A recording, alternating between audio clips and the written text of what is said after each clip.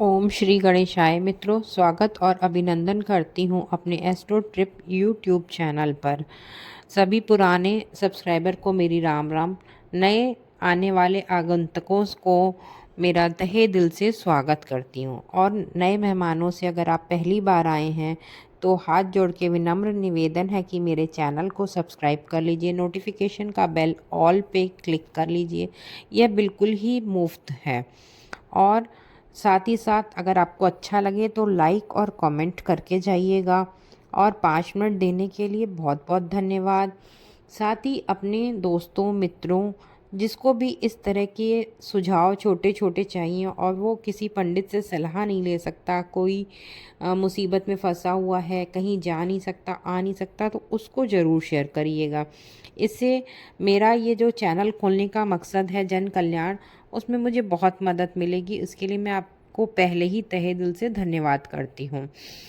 और यदि आपको मेरी कोई बात ख़राब लगती है वो भी कमेंट में लिखिएगा। आपके कमेंट्स मुझे हमेशा ही मोटिवेट करते हैं, मेरी गलती सुधारने में भी मुझे आपकी कमेंट्स की ज़रूरत है।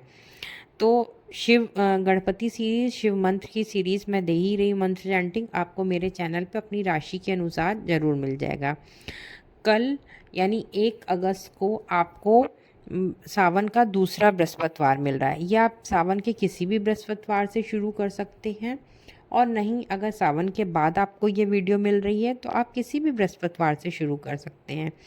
तो करना क्या है, आपको बहुत सिंपल सी चीज़ है। आप 2 तरीके का प्रसाद बना सकते हैं। इसमें बस बेसिकली मैं शिव पूजा की विधि बता रही हूँ कि जो आप जैसे जल चढ़ाते हैं तो उसमें पीला चंदन मिला कर के शिव जी को स्नान कराइए, फिर शुद्ध गंगा जल से स्नान कराइए।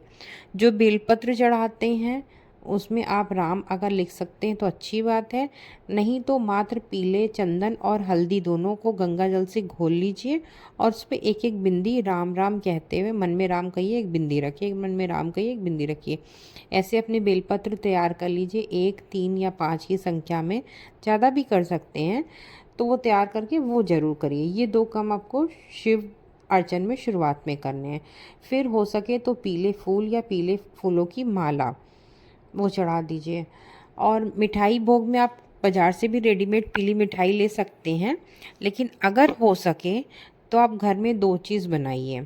एक तो पीले चावल और एक पीले बेसन का हलवा। लेकिन दोनों की बनाने की विधि में थोड़ा सा आपको ध्यान रखना है कि दूध का भी मिश्रण करना है, क्योंकि शिव जी चंद्रमा के अधिपति हैं और दूध जो है वो चंद्रमा की कारक वस्तु है। तो जब आप चावल बनाएंगे तो जैसे आप चावल देसी घी में भून के उसमें थोड़ा सा ड्राई फ्रूट, इलायची डालिए, केसर डालिए, हल्दी डालिए और 1 चुटकी नमक भी डालिए। और जो पानी आप डालते हैं उसमें आधा कप दूध भी मिला लीजिए। इस तरह से चावल तैयार कर लीजिए, मीठे पीले चावल। और जो मैं आपको बेसन का हलवा कह रही हूँ वो भी ऐसे ही देसी घी में भूनिए, ड्राई फ्रूट्स तैयार रखिए, बेसन भून लीजिए अच्छे से। और जो आप पानी डालते हैं, चीनी डालिए, ड्राई फ्रूट डालिए, और जो आप पानी डालते हैं उसमें आधा कप दूध मिला लीजिए। इस तरह से आपको दोनों या एक जो भी आपकी सुविधा हो वैसे चावल या हलवा तैयार कर लेना है और ठंडा होने पे ही शिव जी को अर्पण करना है। अगर आप खीर चढ़ाना चाहते हैं तो आप खीर बना लीजिए और उसमें केसर और हो सके तो पीला अगर खाने वाला रंग या हल्दी थोड़ी सी डाल करके वो भगवान को चढ़ा सकते हैं। और कुछ भी संभव नहीं हो तो पीली मिठाई, पीले लड्डू तो अवेलेबल हैं, रसमलाई है, कोई भी पीली मिठाई आप चढ़ा सकते हैं। शिव मंदिर में तो आपको ये चढ़ाना ही चढ़ाना है, लेकिन साथ ही आपको यही चीज़ जो आप भोग यहाँ तैयार कर रहे हैं वो आपको गुरुद्वारे में भी देना है, क्योंकि गुरुद्वारे में प्रॉपर गुरु का स्थान होता है, तो वहाँ आप चढ़ा देंगे। तो आप सावन के सोमवार से सावन के बृहस्पतिवार से शुरू करके 9 बृहस्पतिवार तक आप ये लगातार करिए।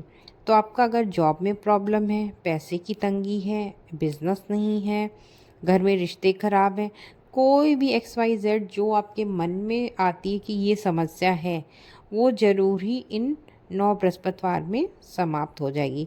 कम से कम ऐसा सोमवार को और बृहस्पतिवार को दोनों दिन कर सकें तो करिए, नहीं तो सावन के बृहस्पतिवार से शुरू करके 9 बृहस्पतिवार तक करिए। और मुझे कमेंट में बताइएगा कि आपको इसको करने से लाभ हुआ कि नहीं।